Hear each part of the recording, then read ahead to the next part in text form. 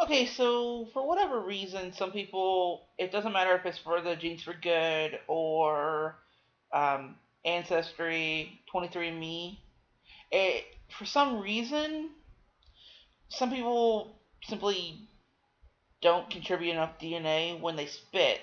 It's very depressing because you spend all that time, you're waiting for your DNA results and whatnot. So, you know, outside of the whole fact that, you'll get the directions and whatnot from the DNA company, you will get those directions that says, don't smoke, don't obviously chew tobacco, don't eat, um, don't do any of those things that's listed on usually a white piece of paper that tells you the best way to actually make sure that you spit enough. And obviously they don't want food particles and so on and so forth in that sample. But still, on top of that, you follow it to a T, and for whatever reason, you you don't give enough DNA. So there's a couple ways to try and help with that.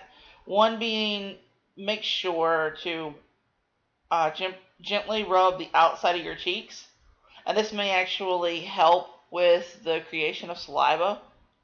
Um, Act like you're chewing. Obviously, you're not, but act like you're chewing. Um, Another way that I've seen is to add a small amount of sugar to the tip of your tongue, and it will make your mouth decide to add more um, saliva.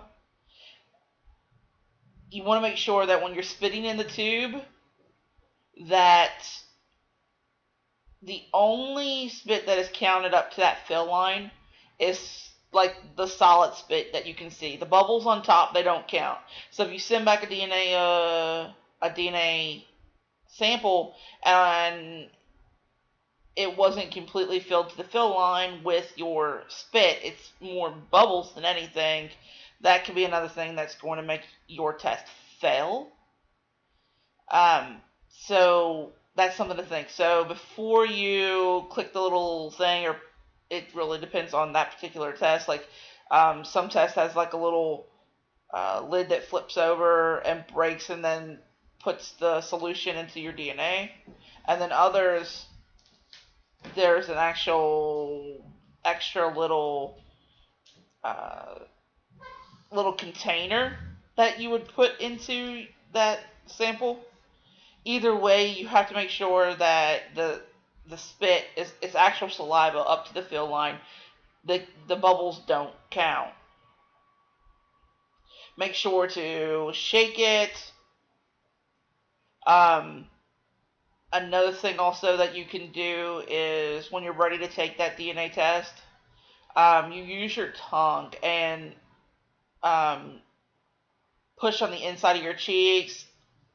You can do it on around like in the back of the lips and whatnot, and just move your tongue around and get the sides of your cheeks and all that, because that's where you're going to be getting the actual DNA that's going to be in the tube that they need in order to deliver your DNA kit, or your DNA results. So that would be another thing. Another thing that I would suggest is after a couple of weeks with Genes for Good, if you haven't gotten some type of response back from them saying that they have opened your DNA package and they're validating, which I'm pretty sure that simply means that they're making sure that you sign those little white pieces of paper, saying that they can use your DNA and whatnot.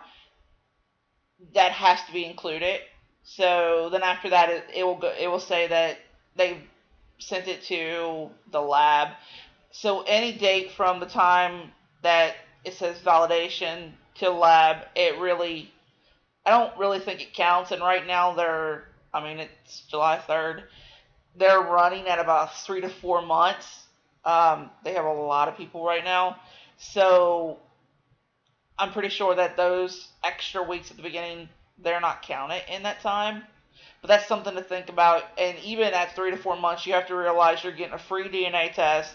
You are helping them, and you're saving yourself somewhere from uh, $100 with Ancestry DNA to $199, I believe, is the current 23andMe charge. So that's something that you can think of too. Now, if for whatever reason you still cannot get it, you get another response back from them, and they say that they there wasn't enough DNA in your test for them to be able to test in the first place, then you need to really start thinking about, are you going to try for a third time, or how you want to proceed. Now, one way that you could proceed is decide that you don't want to do genes for good, but you'd still like to get a DNA test, and you can always do family tree DNA unless things have changed, and I can always contact them, or you can. They Family Tree DNA is the only website that I'm pretty sure they give a little.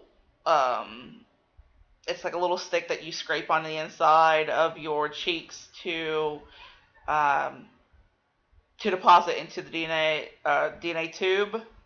So that would be an option. I really don't know. I know that there are some people that obviously they do get frustrated and they'd like a different way. Now, if you start looking up on Google, obviously, or YouTube or whatever, everybody's going to have their own ideals of what you should and shouldn't be doing and how you can do it. Now, I don't know if it's going to work. I actually saw somebody else do something similar. So they had little items like this, and I just chose two from Amazon. One being this little toothbrush right here. Now, I would choose one that doesn't. This says peppermint, but I'd choose one that doesn't say it's any flavor. So you may have to look, or something similar to this may actually help. Obviously, you want to scrape the inside of your cheeks, but you don't want to actually hurt your cheeks. So I don't know if something like this would be perfect, because I have no experience with these little items. It really depends about how thick and hard the head of this is. So that's something that you would have to think about. I'm sure there could be other things as well that you could scrape the inside of your cheeks.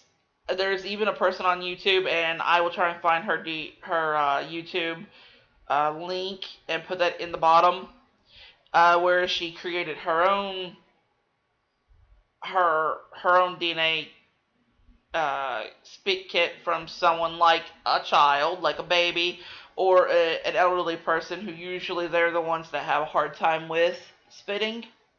So I will try and find her link and put that into the bottom, so you can just go to her page as well. I'm not going to do it, but it may be an option for you if nothing else is working.